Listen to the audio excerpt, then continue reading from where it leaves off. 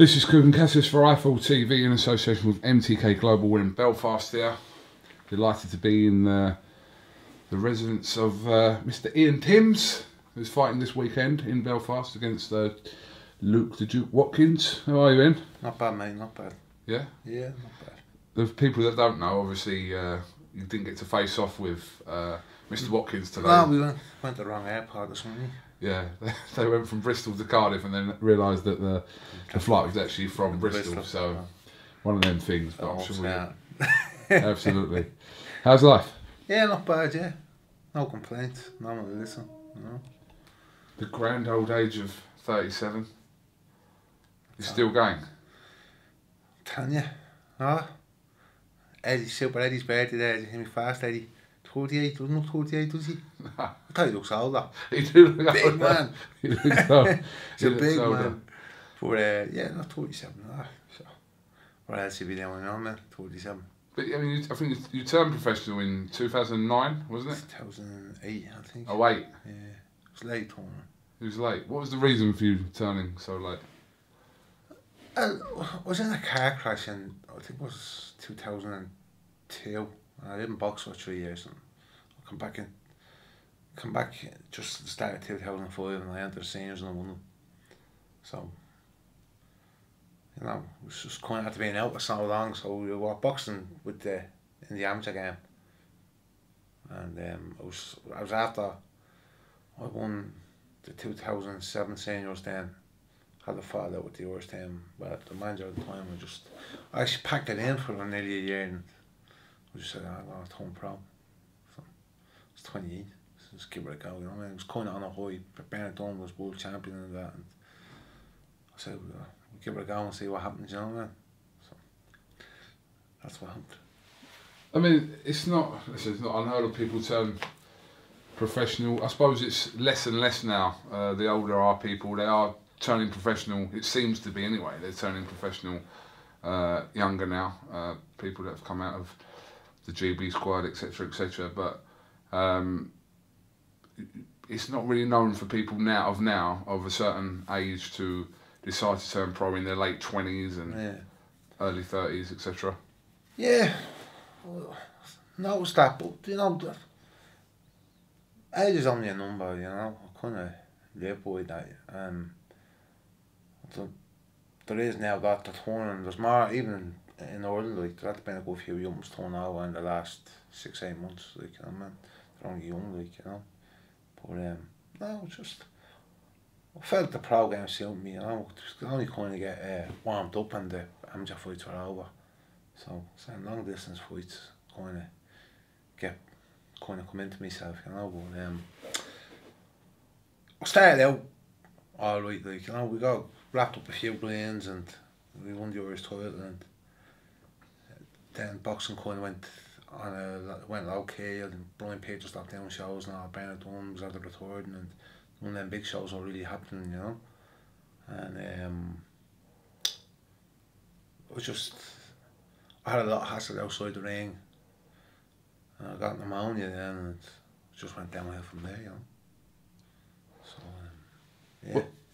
What's, considering, say you've got, I'm going to ask you how many years you believe you've got left in the sport first before I go on with this, what I'm going to say. So how many years do you believe you've got left in it? I don't know, well, look, you know, take a fight by fight, like, you know what I mean? I'm not going to, you're getting clapped around the ring, like, I'm not going to stay, you know, I'm not going to be the man to take a pole in the ring, you know, but no, like, I feel good, so we just take a fight by fight and see what happens, you know. But before you do, whenever it is, decide to call it a day, what would you like to have accomplished before you do that? Anything really, just want to wrap a couple of big fights maybe, you know. Earn a few quid. That's all, you know what I mean? Like, we're not want to look for world title shots, you know what I mean? Depends, if we get a couple of wins we might, but not yet now. So just really kind of get 1 or 2 big fights in before we bow out, you know what I mean? Just say, look, yeah, you should give it a go, you know what I mean? See what happens. The Cruiserweight division on the domestic scene is 9 and up. Yeah, Absolutely. On the world scene, there's some very, very strong fighters at world level as well. Yeah. Obviously, our most notable one now is a heavyweight now, Tony Bellew, who is still a world champion at Cruiserweight. I know he's been given a different status within the WBC, but still a Get the title up, did he? Did he give it up? Marius Breedis won it. Right. When he fought, was it Marco Hook? Yeah. So they elevated Tony Bellew to Platinum champion. Yeah, I can't think of the term. Look, fair play to him, you know what I mean? He's you can't take it away from him, you know what I mean? He won it. He's like, he's having a good career. Like, you know, I was surprised not seeing him at light heavyweight because he's a big fella. Look, I didn't think he'd be at his best light heavyweight. He got beaten.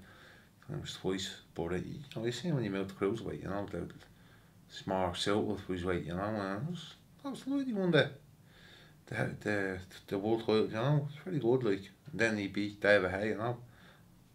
No one thought he'd beat David Haye. He thought he'd beat David Haye.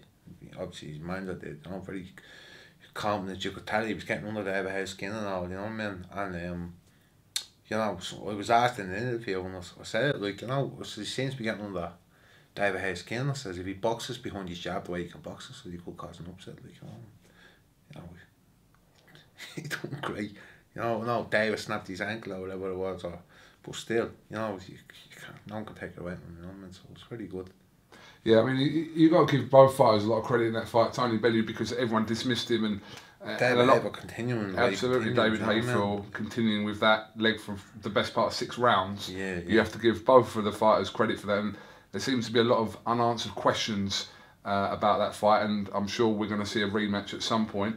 Probably, yeah. But that's if David makes a full recovery. You know, he had it up that he made. You know, recovery was good and all. You know, but like, you know, I was expecting. I knew if Tony could do that, what he was doing, got under his skin, he could, you know, maybe cause an upset. But you know, I was expecting David's a powerful man. You know, man, big heavy bombs. Thought we caught him, like, you know, but he had a game plan, Tony, and he followed through it. You know, and you have to give it credit to him. You know, doing well, it was really good. And if there is a rematch, a fit David Haye and a fit Tony Bellew. I know all ifs and buts at the moment, but you don't know. Like, you don't know. You can't say, oh yeah, David will knock him out, and you can't say, well, Tony will do the same thing. Like, I don't know what a training camp went for David. Like, you know, when people, you know, you hear reports, they weren't really training and whatever. I don't know, but you know, I think it could be an excellent fight. I think if David's on song, like, you know, I think he's a very powerful man, and he has them bombs. He put most people to sleep, you know, but same thing, if Tony's on song and he does what he does last time, maybe he could cause you upset again, so you just don't know in boxing, do you? No, absolutely not. I'm on the sideline with this one. What aggravates you in boxing? There's a lot.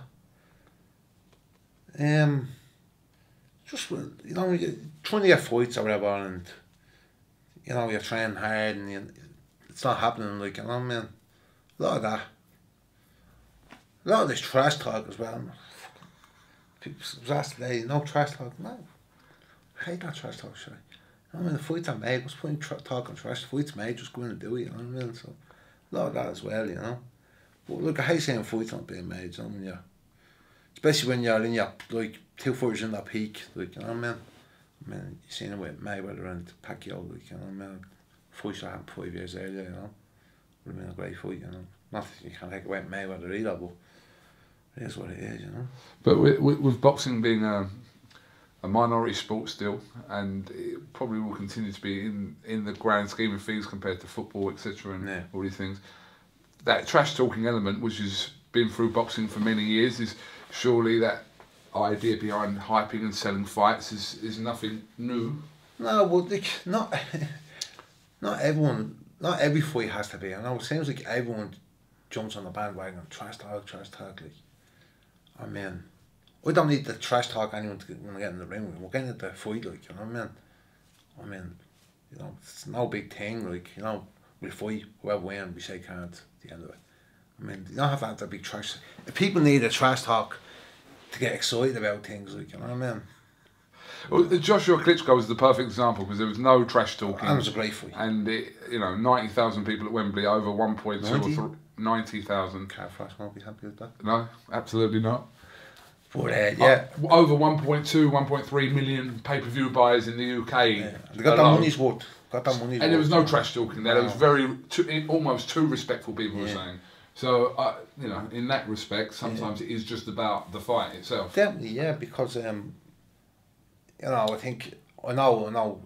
Anthony won't stop them in the end, but Jesus, Vladimir box brilliant, like I thought, and especially when you call him with a heavy knockdown, and I said, Jesus, it's on here, but Anthony recovered well, and he came back and he done the job, like, so then the rematch is on, isn't it? Could be interesting. Looking to be on, at some point at the end of the year, so. It could be interesting, and then, you have Tyson Fury who,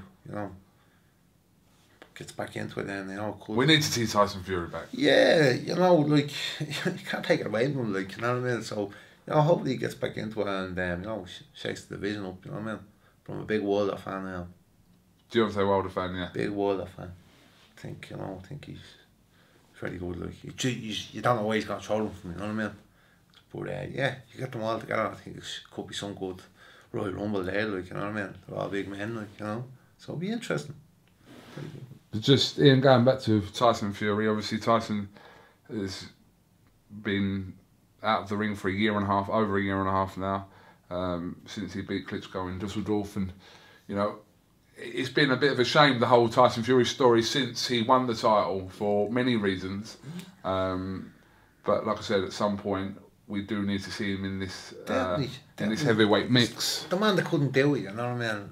Like, then, you're going to Germany, fight Klitschko, he was, I think, 11 years, he had that title fight, so to go to his hometown and do it was brilliant, like, and it was very sad in a way, the way, I know he has his problems outside the rings and all, but, what's in the few videos he's put up, he seems in good form, so, hopefully he gets back into it, like, you know what I mean? He makes it interesting, if anything, you know what I mean? And, on his days from him, anyway, Has he been unfairly treated since winning the world titles from Klitschko, in your opinion, or not? I'm talking about from the media side. I think so, especially from the media side, like, I mean, a lot of it he kind of, people say brought on himself, like, but I think he's, I think the media haven't done him any justice, like, you know what I mean? He hasn't really got the credit he deserved for going to Germany and doing what he done, and they seem to want to play on the negative thing all the time, like, you know what I mean? And, a lot of with mental health, there's a lot of thing in the world now, where everyone, like, so I think, I think he has been very unfairly treated, so hopefully, like I said, he can get it together and come back, like, and be interesting, to say the least, because he's fucking gas. The division definitely needs him. Yeah, big time, yeah. He's one of the better fellas out there, like, I just remember, it was about 2008, 2009, I got a call, looking for sparring partners for help Tyson Fury, and I started laughing, looking at the size ones, what's he going to get out of sparring me? And he just went around that, he just flicking shots at me, nothing major, big body shots, and I stand there like that, yeah, keep doing that. Looking at him, blown out my ass, and says, this is what I see, so what? Keep doing that, gas. How's MTK life for you? Brilliant. Like I said, we kind of started off great, and everything just went downhill. I got a touch in the mound, weren't getting fights, so they threw me on a show, and then I was meant to fight. I was meant to get an over at the moment. I was meant to fight Michael Sweeney, and he got injured and he pulled down the floor, Drago, and my ankle snapped halfway through the first round. He threw a heavy shot, rolling, whatever way my ankle, just couldn't believe it, like, so it was like, that was it, it was done, you know what I mean? Snapped all the ligaments in the left ankle, and I was at, where was that? Actually at Paddy Hoyland's funeral and St. Daniel. And he just asked me what you're doing, and finished. He said, why? I was telling him. He says, I'll get you free, get back training when we sort you out. He says, I said, oh, leave me, you know. So he texted me saying, like, you know, the swing fight's there if you want it. So I had no interest, and, you know, we kind of just encouraged me. So we took the fight and we came back and, you know, good fight, won the fight.